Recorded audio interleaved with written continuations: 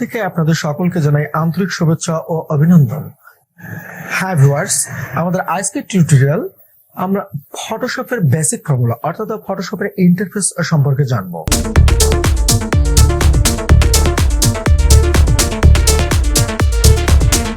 সর্বপ্রথম আমরা ফটোশপ সফটওয়্যারটি ওপেন করব।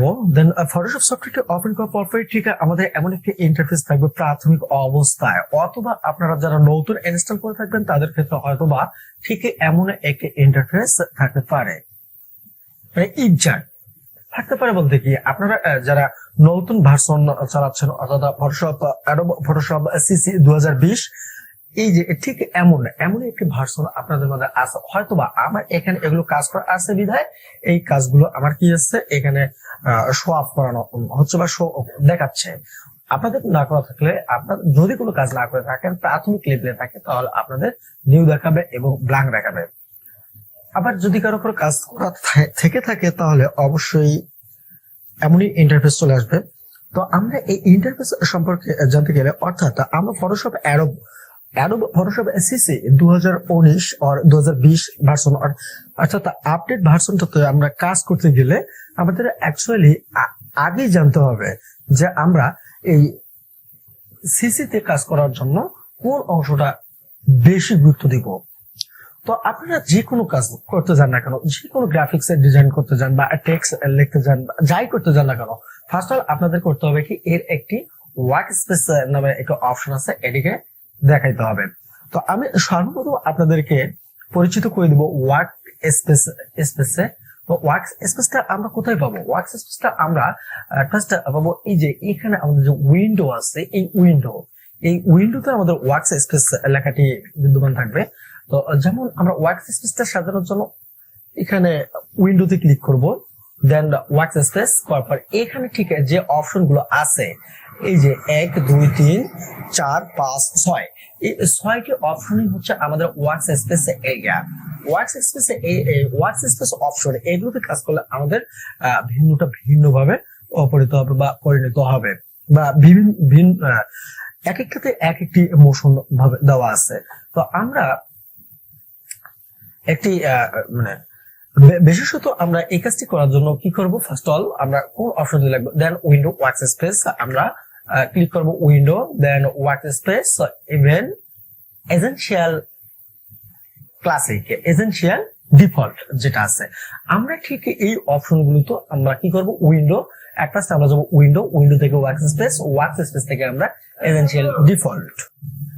হ্যাঁ ভিউয়ার্স, আমরা ফার্স্ট অল কি করব, ওয়ার্ক স্পেস, আমাদের ওয়ার্ক স্পেসের বাউন্ডারিটাকে আমরা নিব কোথায়, এসেনশিয়াল ডিফল্ট এই আইটেমটাতে আমরা এটা রাখবো। কেননা এই এসেনশিয়াল ডিফল্ট ওয়ার্ক স্পেসটাতে আমাদের কাজগুলো কি থাকে, সুন্দরভাবে সাজানো গোছানো থাকে।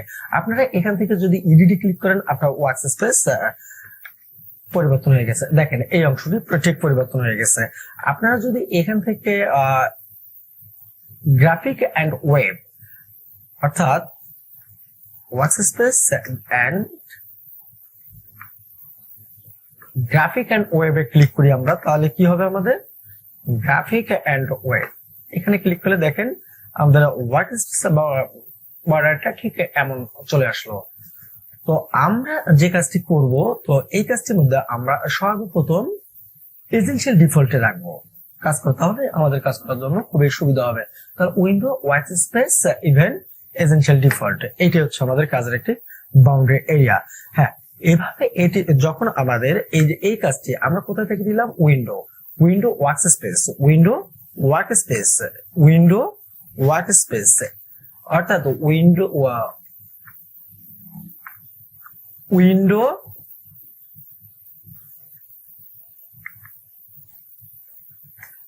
আচ্ছা, আমরা তাহলে কি আমরা কোন অংশটি কিভাবে রাখবো, আমরা এটিকে সাজিয়ে নেব। First all window work space essential default, even আমরা এর পরবর্তীতে ঠিক এই অংশটি এমন ভাবে দেখতে পাবো। আমরা যখনই এই অংশটিকে এমন ভাবে দেখতে পাবো বুঝবো যে এটা আমাদের এসেনশিয়াল ডিফল্ট আছে। তো এইটিকে আপনারা আপনাদের মনের মতো করে সাজিয়ে গুছিয়ে নিতে পারেন। আচ্ছা, এরপর আমরা কি করব? এরপর আমাদের কাজগুলি বিশিষ্ট হচ্ছে যে আমরা গ্রাফিক্স ডিজাইন ফটোশপে করার জন্য আমাদের মেইন কাজ হচ্ছে এখান থেকে এই যে ডান সাইডে যে অংশটুকু আমাদের আছে, এই যে টুলবারটা, এই অপশন এতটুকুর নাম হচ্ছে আমাদের টুলবার। এটাকে আমরা কি বলবো? টুলবার বলবো। এগুলো প্রত্যেকটি মানে সেপারেট আলাদা আলাদা ফাইল, প্রত্যেকটি সেপারেট। এই যেমন এখানে এখানে আছে, এখানে অনেক কিছু আছে, এগুলো ফাইল, অর্থাৎ মুভ টুল এবং আর্টবোর্ড টুল। এগুলো আমরা ধারাবাহিকভাবে শিখবো এবং কাজ করার জন্য প্রতিটি ক্ষেত্রে আমরা এটি নিব। আর পারতপক্ষে সম্ভব হবে আপনারা যখনই এই টুলবার সম্পর্কে খুব ভালো একটা অভিজ্ঞতা নিতে পারবেন, জানতে পারবেন যে কোন টুলের কাজ কি হচ্ছে, কখন কোন টুল দিয়ে কি করানো হচ্ছে, এতটুকু যদি আপনারা খুব ভালোভাবে নিজের মধ্যে সাজিয়ে নিতে পারেন, তাহলে আপনার গ্রাফিক্স করতে কখনোই কোনো সমস্যা হবে না, আমি আশা করি। তো আমরা এই কাজটা করার আগে কি করবো?